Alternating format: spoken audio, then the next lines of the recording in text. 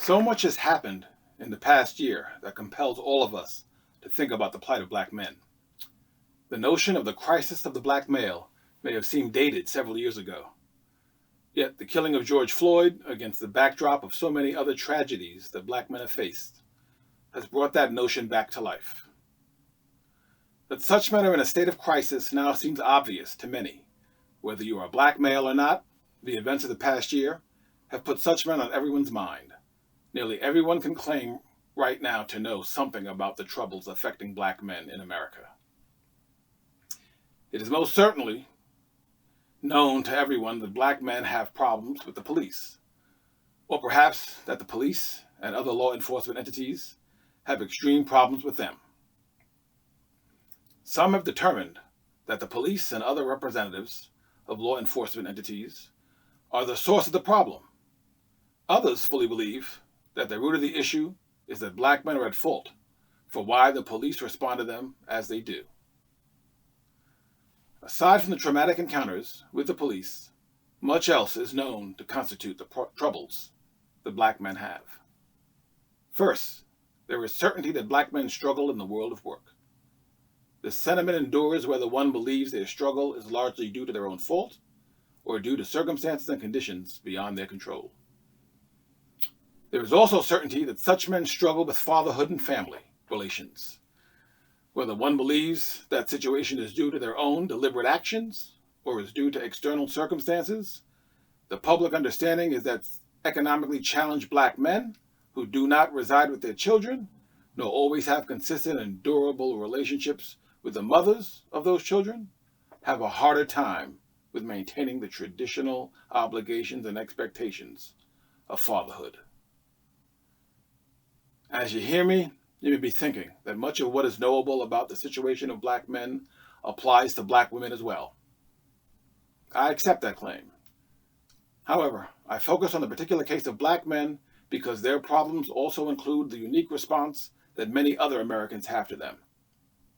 That response rests in the extreme fear, anxiety, or insecurity that these men seem to generate when they enter into the public domain.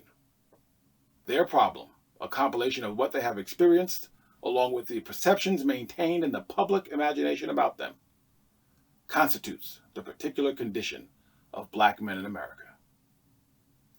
In much of the contemporary public conversation about black men, those who argue for the centrality of external conditions and circumstances, the vitriolic response of police and law enforcement officials to them, unfair and unaccepting labor markets, or discriminatory and exclusionary behaviors directed towards them, assert that they know what the heart of the problem is for black men. Through protest actions and other public events, they aspire to get others to know and to act accordingly in order to eradicate these conditions and circumstances. At its core, this kind of social justice effort is a call out loud for a more thorough recognition of the humanity of black men. Otherwise, social activists engage others with the hope of getting them to know that any effort to continue proliferating injustice will be challenged or countered in the hope of altogether eliminating it. I commend, applaud, and support these actions. I do so because I am a black man, and because in my professional life I am exposed to so many black men who experience the problems that I just talked about. I am a sociologist who has been researching the life experience and worldviews of black men for over 25 years. I've engaged nearly 500 of such men in my studies of their life experiences, and I've done so in the metropolitan areas of the Midwest and the Northeast. Through decades of researching them, I have come to believe that despite the agency that some black men have displayed that worsens their life conditions or that pose problems for other people, and despite the fact that many other Americans would aggressively debate, if not altogether deny, my claims, these men, in my view, are unique and particular victims of racism, discrimination, and injustice. Therefore, I fully believe that the fight against those who oppose and condemn black men must continue.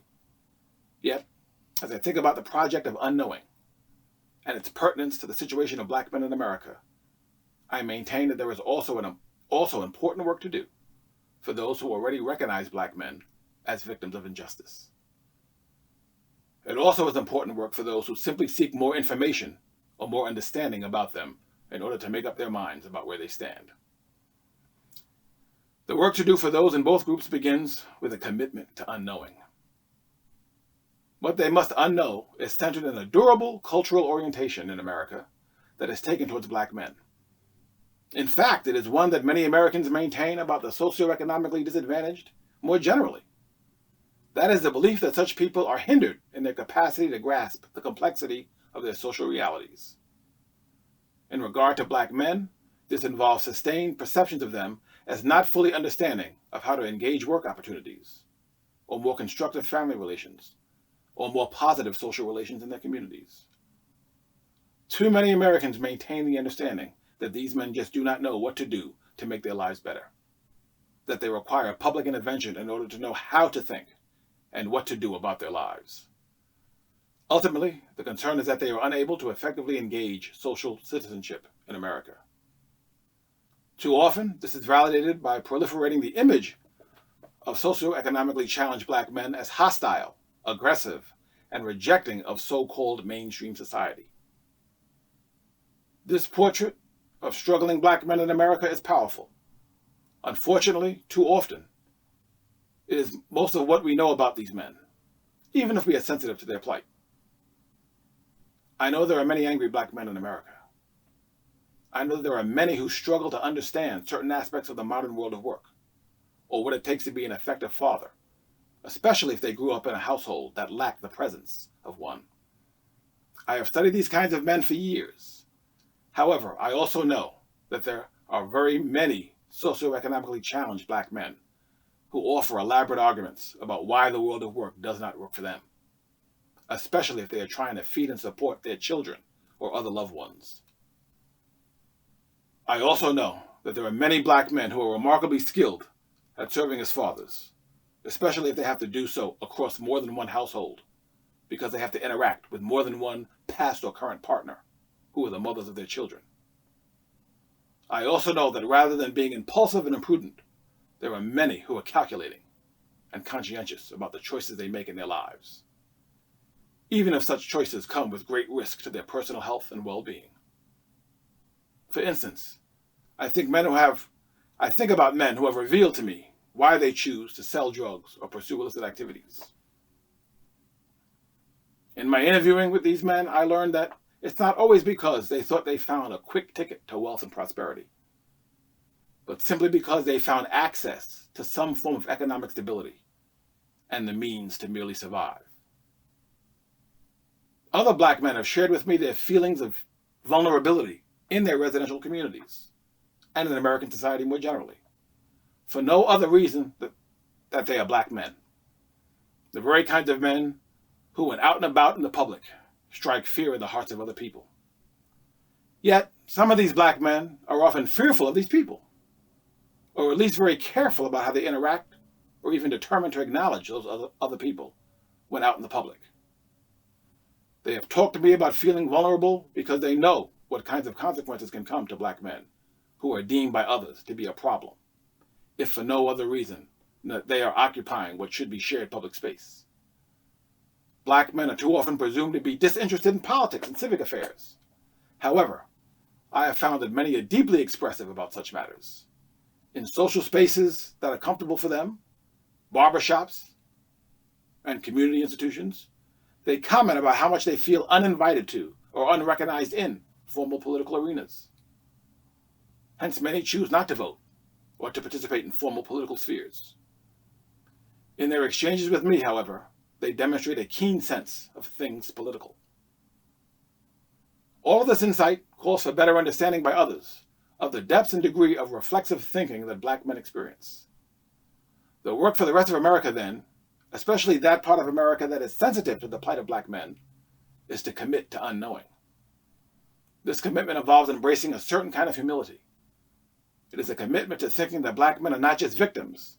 They are not just disenfranchised or marginalized. It is a commitment to thinking about their reflective and interpretive capacities to engage society on their own terms and with their own ideas about social reality. They do not necessarily have the means to be heard through traditional channels like the media, unless violence of some sort is the topic of the day. or other communicative venues in civil society. Therefore, a special effort must be put forth to better understand them. This work involves deep reflection for all of us. It must consist of meticulous consideration of why one thinks as one does about Black men in America. It involves taking account of why one expresses fear in the presence of such men, and how such thinking contributes to the social imprisonment that Black men feel when they are in public. In essence, this work involves deeper understanding of what each of us believe we know about them, and the recognition of what, for many of the rest of us, is a litany of unknowns concerning them that must be confronted, considered, and reconciled. Getting people to unlearn is not an easy task.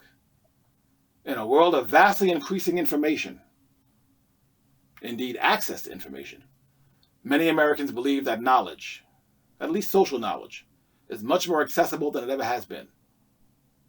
In light of the public attention given to Black men since the murder of Trayvon Martin and continuing through that of George Floyd, many Americans simply feel that they now know enough. What more must one need to know? Indeed, there is so much more to know. Black men are a people who have been around for a long time, but who have been misaligned and misunderstood, even by some of those who claim to be allies for them. To know more then, we must be brave and daring enough to first commit to unknowing. Let us understand that validating and appreciating the commitment to unknow enables new and necessary knowledge to emerge. That knowledge will emerge from more expansive thinking about the capacities of Black men. Thereafter, we can pursue social justice in a manner that more fully positions Black men as partners in this effort, rather than just the focal points of it. That more inclusive approach is essential for the making of an egalitarian community. And that's really what we believe to be the point of it all in the first place, isn't it?